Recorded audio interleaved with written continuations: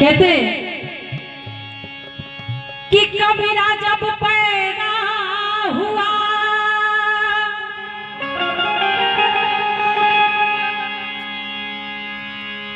जग हंसे हमरो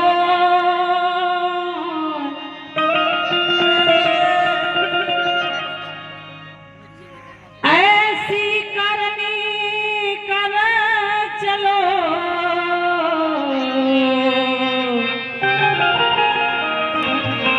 हम हंसे जगरो।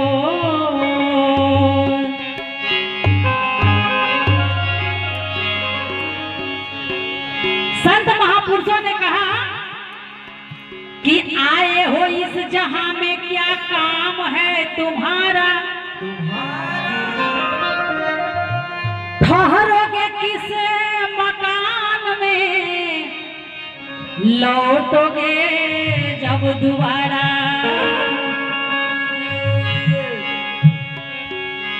आए हैं सो जाएंगे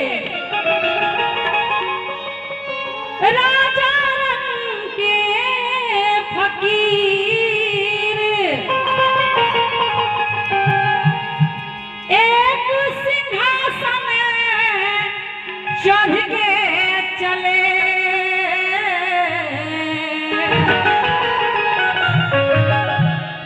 एक बंधे जंजीर।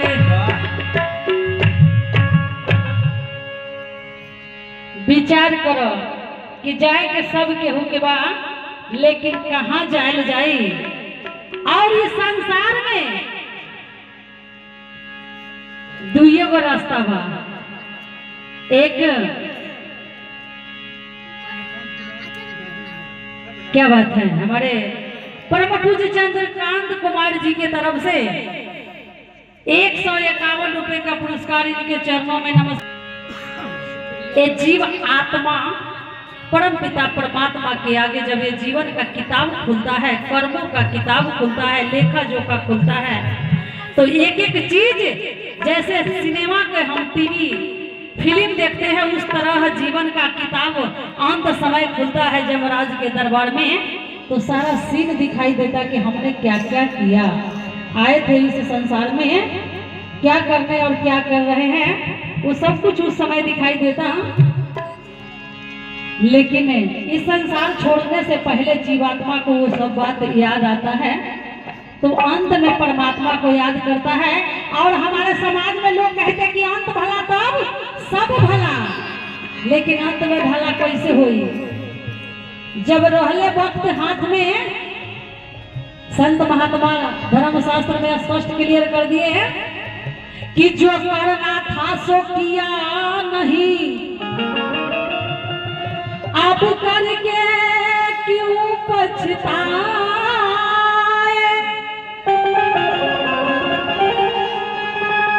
रोपा तेरे बबूल का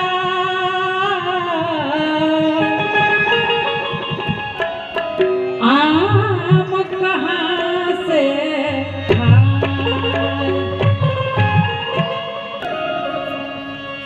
तयो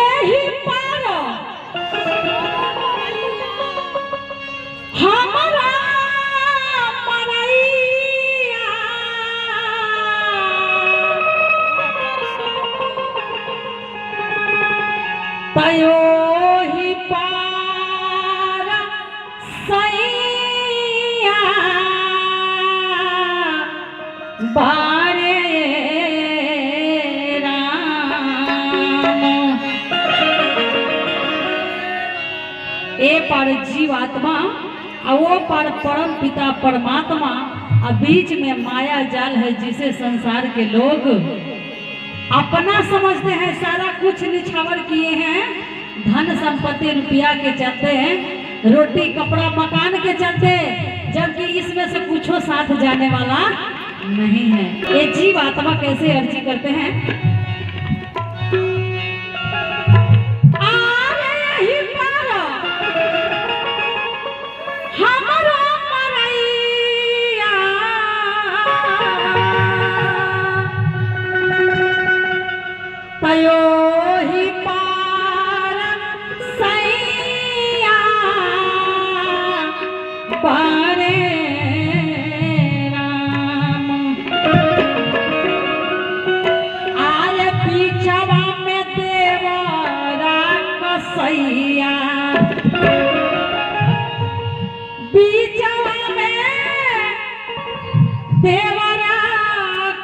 कलैया पकड़ लेवा कलैया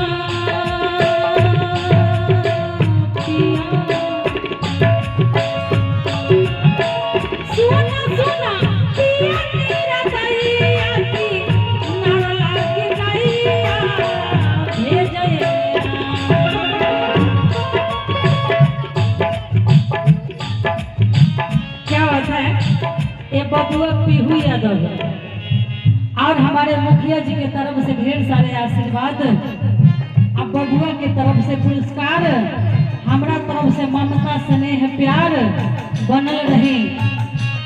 हर माई बाप बबुआ खातिर कुछ मांगेला, भगवान से प्रार्थना करेला, कहेला कि हे प्रभु अपने लाल के हम कौन सा नाम दूं कि मेरा नाम रोशन करे, मेरा नाम ऊंचा करे।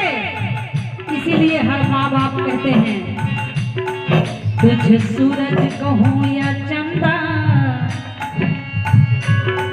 तुझे सूरज कहूँ या चंदा, तुझे दीप कहूँ या तारा, मेरा नाम करेगा रोशन जग में मेरा उजाला।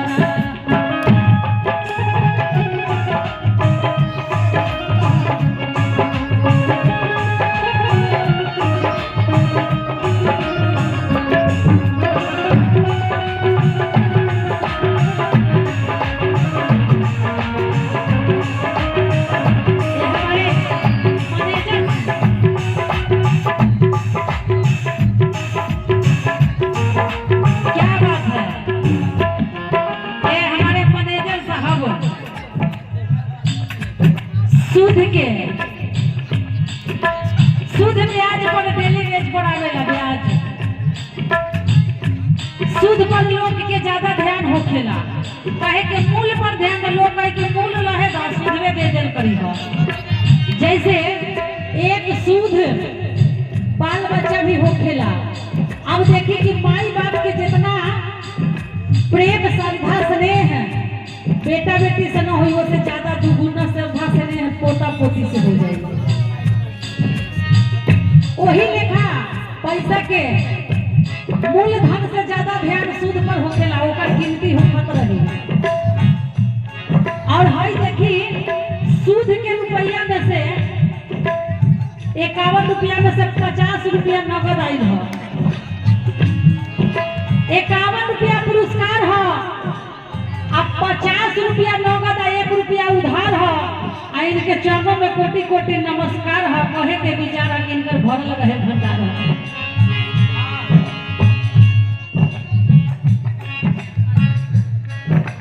कहे सोना सोना पिया तेरा कैया की तारा लागी कैया भेज गएरा।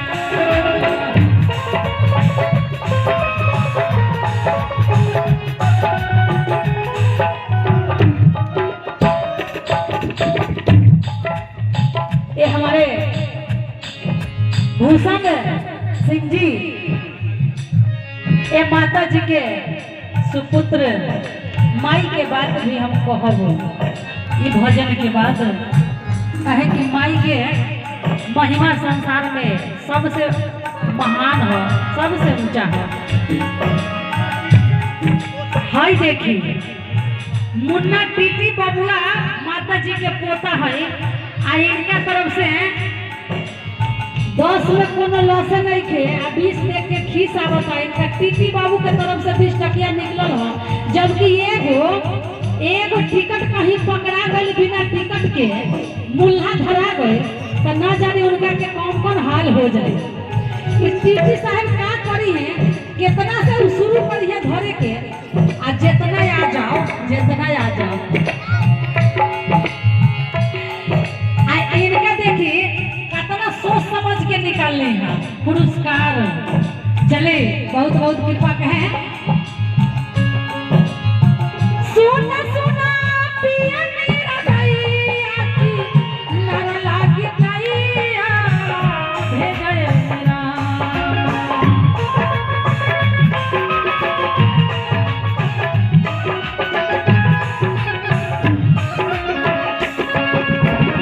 सोहारी सोहारी लागी पैया, सोहारी सोहारी लागी पैया तू हमरो खबैया बनैया। सोहारी सोहारी लागी पैया तू हमरो खबैया बनैया।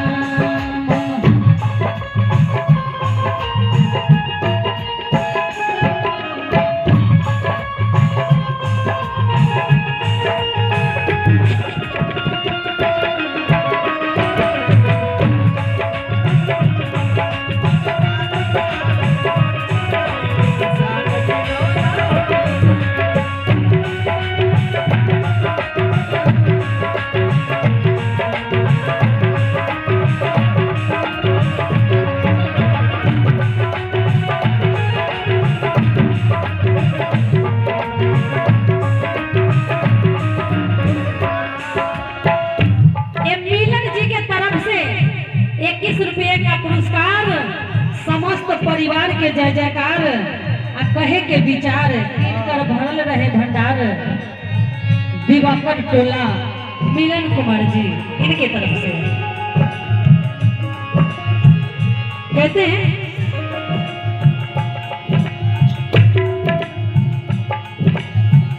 कैली हम कवने कमैया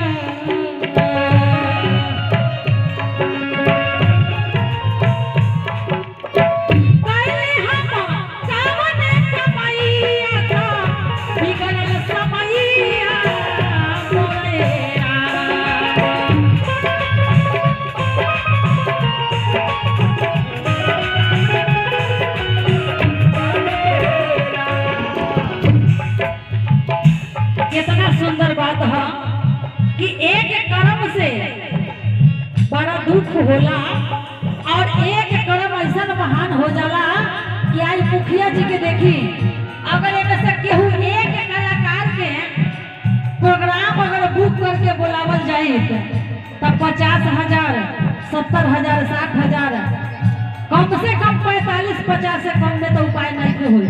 लेकिन देखिए इतना सारा कलाकार कहते कि प्रेम वो बंधन है कि बम से ना बंदूक से ना तलवार से, और जीतना है तो जीत ले दिल किसी के प्यार से।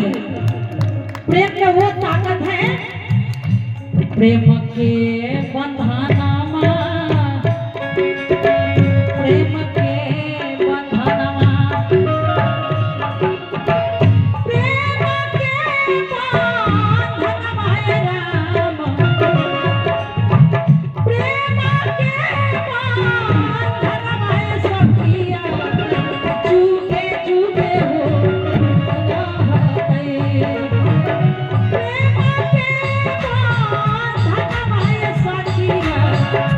चूके चूके हो अरे समा के डोरिया, अरे समा के डोरिया, अरे समा के डोरिया, अरे समा के डोरिया, अरे समा के डोरिया है सखिया, टूटी फाटी है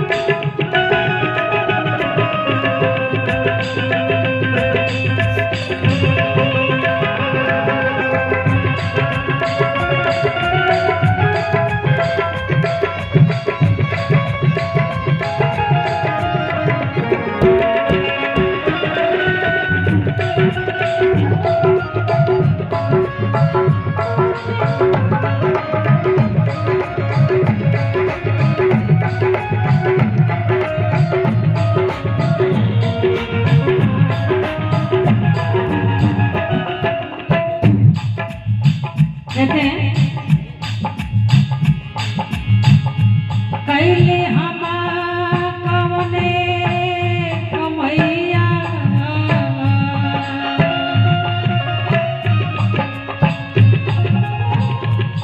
कमैया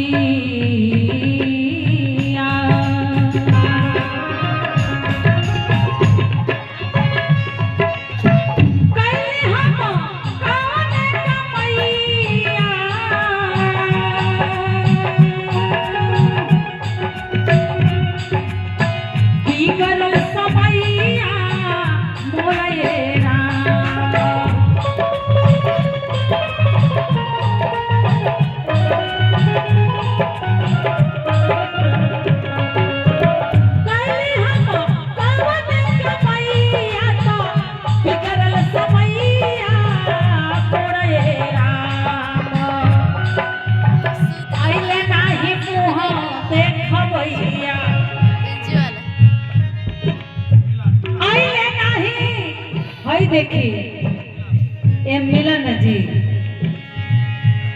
जी के तरफ से फिर से 21 रुपए का पुरस्कार, समस्त परिवार के जय जयकार इनकर भरल रहे भंडार। और कहना है ये जीव आत्मा उस समय अफसोस करता हम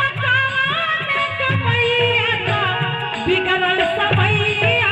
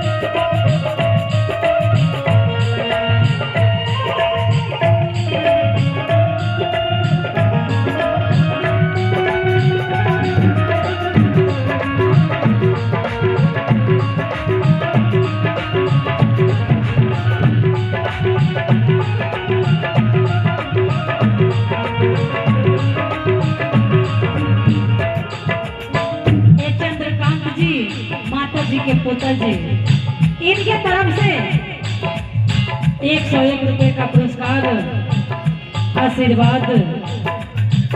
और हाई देखिए एयरफोर्स में ये एयरफोर्स वाला तनख्वाह के कमाई है, इनका तरफ से 100 रुपया नगद, वहाँ में 1 रुपया उधार है। आप बताइए कि 1 लाख में से अगर 1% निकाली है तो 100 रुपया हो। हमनी कलाकार, हमनी भाई बहन फेरू आवे के मौका मिले ना मिले, कहे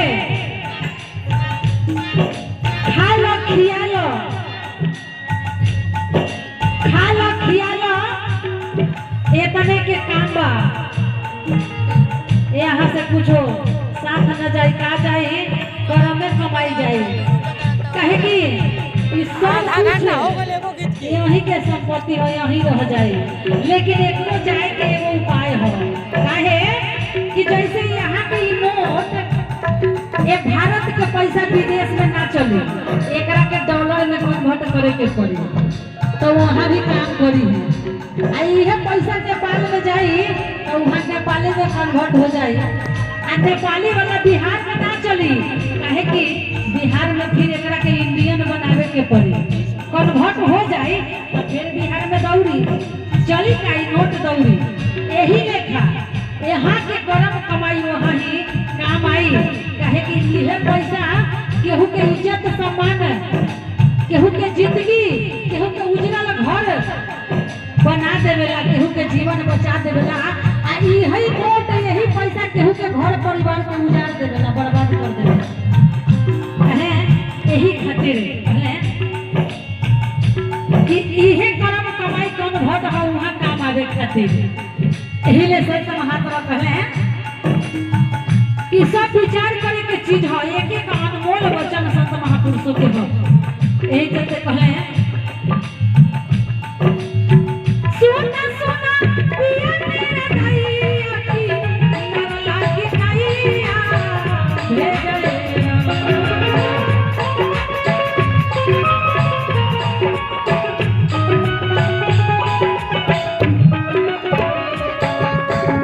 सोहरे सोहरे पर पैया, सोहरे सोहरे पर पैया हमारो पैया